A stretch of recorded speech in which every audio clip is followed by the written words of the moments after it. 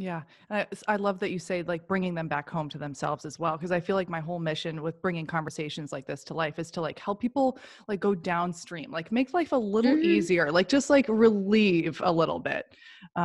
Totally. I also wanted to touch on manifestation with you Yeah. and get into your mind about how you perceive manifestation and what has been like working for you, I guess, and how you perceive it. Yeah. So I have a book called Manifesting Through Meditation.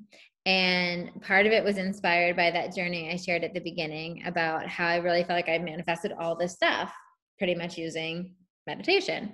And so the way I see manifestation in like a step process, I'll like tell you my 4 steps and then we could talk a little bit more like general. Hmm. But so I see like 4 really clear steps. And like the first step is just what we talked about, like coming back home. Like before you even start manifesting, you have to connect with the truth of who you are. You have to connect with that divine essence inside of you, the part of you that is like pure creation source energy, because that is the creator inside of you. And that is, I would call it the quantum field in which we create within. Right. And so I think that is number one when you're manifesting, and something that a lot of people like to bypass because it's less glamorous, but that is what it is, right? It's being able to like tune into that intuitive guidance first. The most important. Yeah. Most Hmm. importantly, that's why I wrote that book.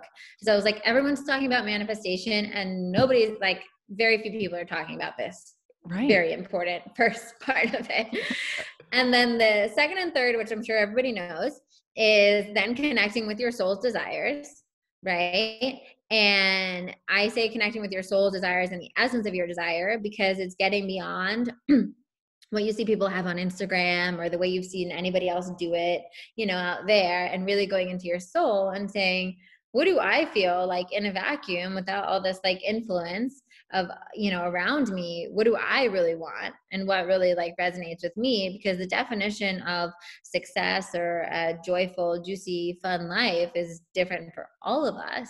And so really getting to have that time to uncover what that is for you and then distill it to its essence. Because maybe you're like, I really want to write a book. Let's say that's like what you're thinking.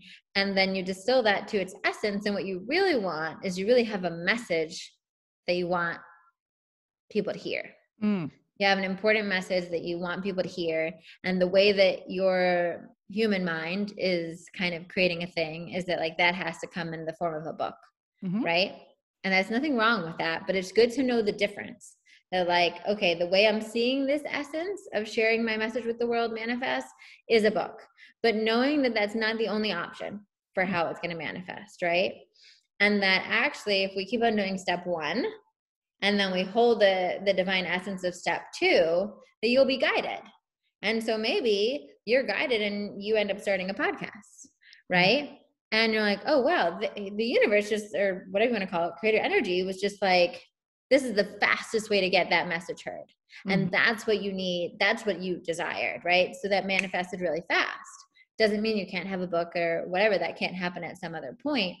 But it's just like you open up the space for it to be other things. And Mm. then the third step is releasing the fears and the blocks and the beliefs and the anxieties and stuff we have that tell us that we can't have the thing we desire. Mhm. And so I think that's also like a less fun but very potent step. That is something that I do like hygiene, right? Mhm. Like daily hygiene. And it's just checking in with yourself and saying, okay, this is like the vision that I feel like I'm moving towards. This is like what I'm desiring right now, and like the next step and my next expansion and evolution. And can I just be really honest with myself in like this moment right now? What comes up around me not having it, right? If I Mhm. don't have it right now, if it's not already manifested, and who the truth of my being is creation energy, the only reason I don't have it is because there's something there, Mhm. right? There's Mhm. something that I'm creating that says I can't have it, or it has to take time, or fill in whatever the blank is of the story, right? Mhm. And so to just accept that and be like, and I love it. I love it, right? To be like, Yeah. oh, like I really want this thing to happen and it's not happening because part of me believes that I'm not good enough for it yet. And I Yes. love that. And I love Mm. that because now that means that I can change it, Mm-hmm. right? Because Right. I'm not the victim, I'm the creator. And so silly me created this thing Mm-hmm. because I thought it'd be fun for it to be a challenge, right? Yeah. And now I'm done with it. I'm done with the challenge. That was great. I lived that for a minute and now I'm like over that story and I'm ready for the ease. And I'm ready to just take me straight to the gold or whatever it is, right? And so then we clear it, right? And you can use whatever modalities you like to clear it, right? I like doing like bilateral stimulation. I like EFT. I do all the things, you name it, all the fun things. I love all the things. Some people like to journal it or meditate, like whatever you want to do with it, great. Clear it in your favorite way. And then the fourth step is quantum embodiment. Mm. And quantum embodiment is assuming the energy of that now. And so going back to the example we gave, if your desire is to share the message that you have with the world, then quantum embodiment is, how do I become the living embodiment of that message right now? Mm. How am I that message when I go to the grocery store? How am I that message when I talk to the barista for my coffee in the morning? How am I that message in my family? How am I showing up in such a way that my presence is the embodiment of that message, Mm. right? Mm-hmm. And am I waiting till I become Deepak Chopra to do that? Mm-hmm. Right? But how can I pretend that I have the influence level of Deepak Chopra if that's what the goal is or whatever it is right now? Mm-hmm. Right? And how I interact, right? What am I going to post to my 5 people on Instagram before I have 5 million? Right? Yes. Exactly. And all of those those are the 4 steps, but they're not necessarily always like so neatly in order, right? I think you can go through them in order kind of to begin with, but then on a day-to-day basis, they kind of like all dance with each other, right? Absolutely. So I think that's the biggest thing. And then when it comes to manifesting, I think one of the things that I was talking about this, and I have these like kind of more intensive manifesting masterminds that I teach. And we were talking about this because the ladies that are in there, they're so funny. They're always like, no, Cass, like, what do you do? But like, what do you do They want the juice. Yeah. They're like literally giving like what you do every second of the day to like make this stuff happen. I love Yeah. it. And I think one of the things that has helped me is that step 1 is a huge priority for me. Mm-hmm. Right? So I'm like always meditating. I'm always praying. Like I'll call in my divine support squad, my angels, my guides. So I'm always open for the divine help, right? I don't try to do it alone, and I welcome all the magical help possible. Mm-hmm. And then number 2 is I just really have I have like a low tolerance for being out of alignment or for being out of that frequency.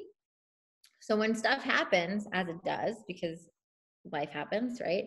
And it takes me out of the zone, so to speak, right? It takes me out of that like feeling like, oh, things are flowing, everything's happening, right? And this happens like multiple times a day, right? Like several times a day, probably. Right.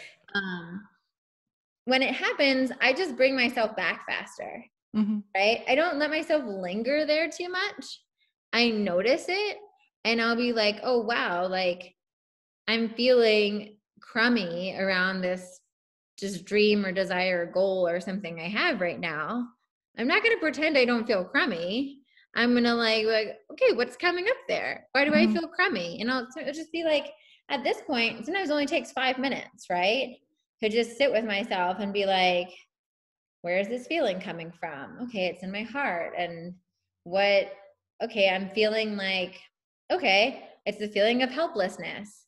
All right, so I'm feeling really helpless around this thing. And then I'll do, maybe some bilateral stimulation, or that's my favorite. I call it the butterfly. I do the butterfly, or I'll do tapping, or I'll do a hypnosis or whatever it is, meditation. I'll do something. And usually the thing I do only has to take like 5-10 minutes, and it just shifts me out of it in that moment, so that then the next action I take is not from that place of fear or lack.